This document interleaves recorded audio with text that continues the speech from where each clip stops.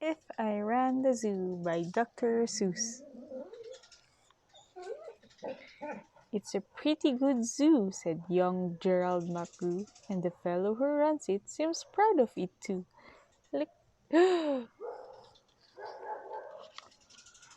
but if I ran the zoo, said young Gerald McGrew, I'd make a few changes. That's just what I do.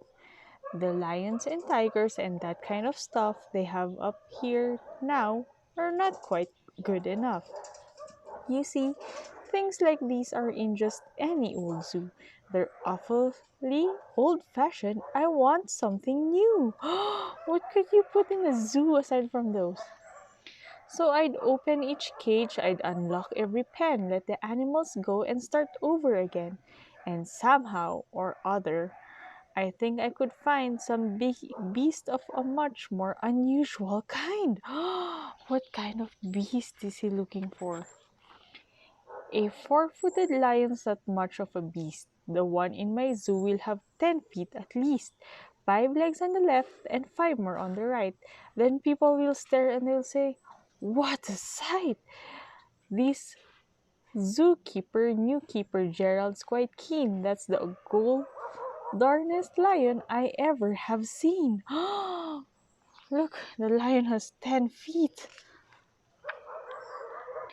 My new zoo McGruzu will make people talk. My new zoo McGruzu will make people gawk at the strangest odd creatures that ever did walk. I'll get for my zoo a new sort of a hen who roosts in another hen's topknot, and then another one roosts in the topknot of his, and another in his, and another in his, and so forth and upward and onward. Gee whiz! Have you ever seen an animal that looks like that? But that's just a start. I'll do better than that. They'll see me next day in my zookeeper's hat, coming into my zoo with an elephant cat. An elephant that looks like a cat or a cat that looks like an elephant. Let's see. They'll be so surprised they'll all swallow their gum. They'll ask again when they see my strange animals come. Where do you suppose he gets things like that from? His animals all have such very odd faces. I'll bet he must hunt them in rather odd places. Yeah, but I've never seen animals like that.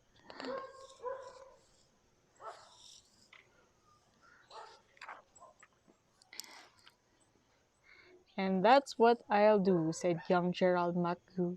If you want to catch beasts you don't see every day, you have to go places quite out of the way. You have to go places no others can get to.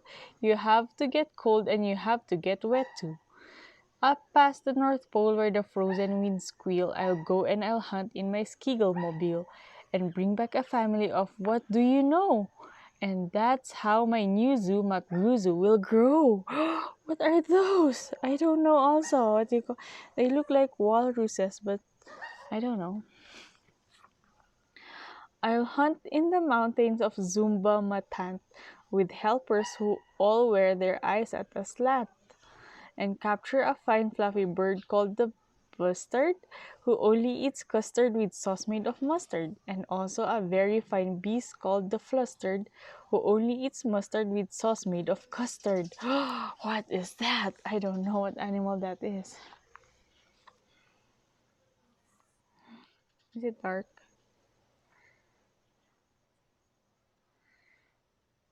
I'll catch him in caves and I'll catch him in brooks. I'll catch him in crannies. I'll catch him in nooks that you don't read about in geography books. I'll catch him in countries that no one can spell, like the country of Mota Fapota Fapel. In a country like that, if a hunter is clever, he'll hunt up some beast that you never saw ever. What kind of creature is that?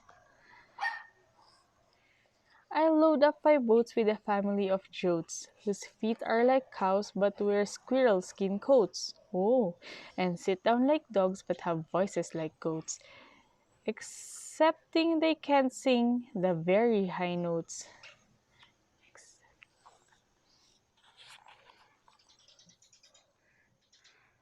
And then I'll go down to the wilds of Nantucket and capture a family of lunks in a bucket. Then people will say, now I like that boy heaps, his Nyuzu Makguzu is growing by leaps.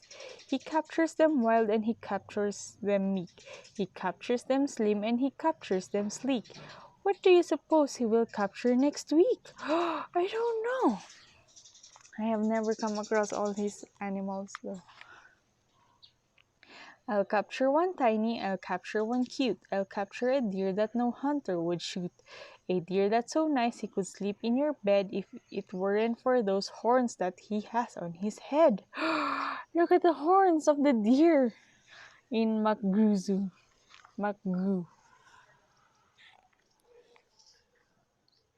And speaking of horns that are just a bit queer, I'll bring back a very odd family of deer.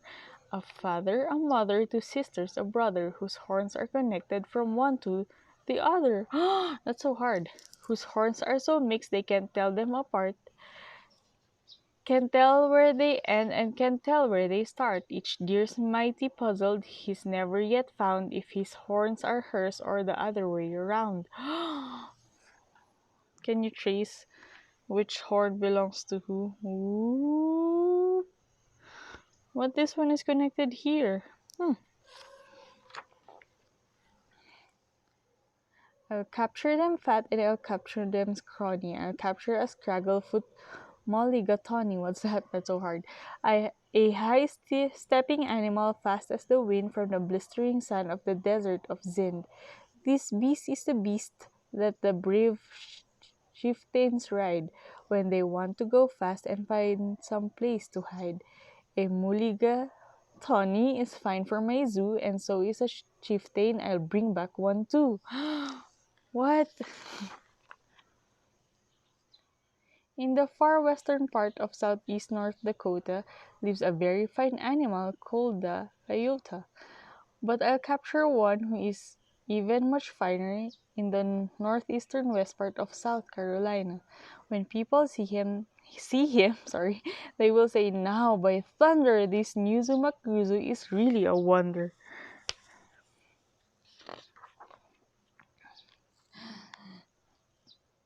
Most beasts are quite friendly, but still in some lands, some beasts are too dangerous to catch with bare hands. For those that are ugly and vicious and mean, I'll build a bad animal catching machine. It's rather expensive to build such a kit, but with it, a hunter can never get bit. Maybe you should not catch that animal, McGrew.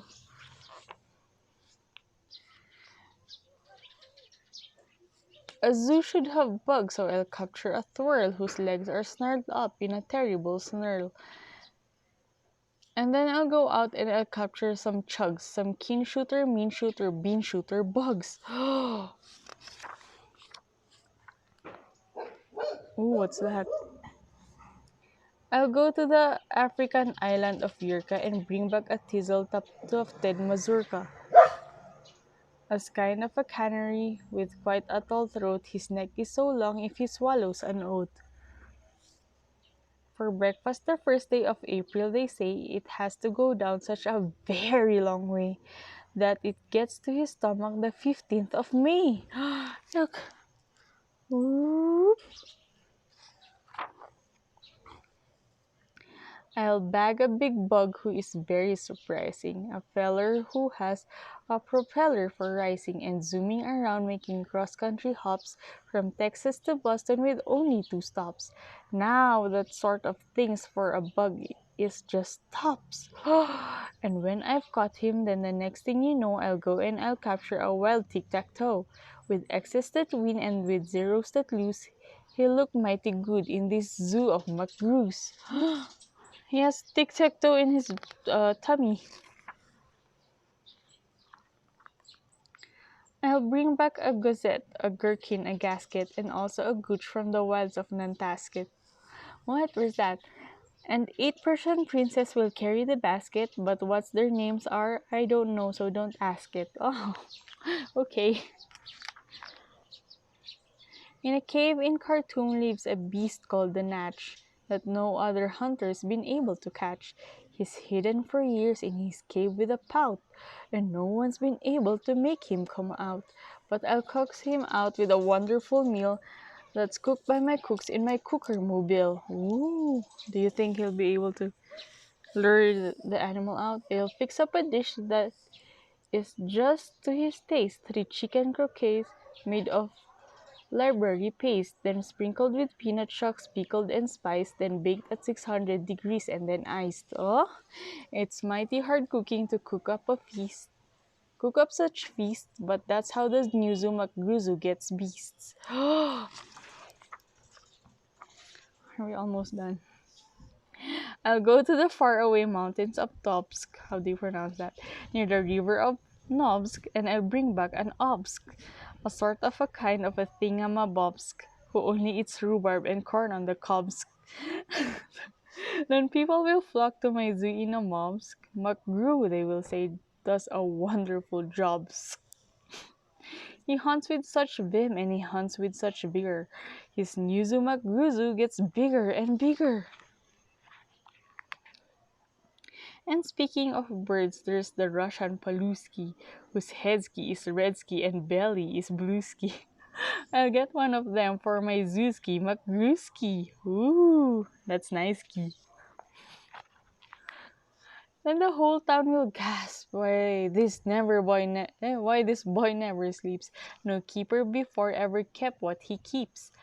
There's no telling what that young fellow will do, and then just to show them, I'll sail to cut through and bring back and what's that? It kuch, what's that? A preep and a prue, a nurgle, a nerd,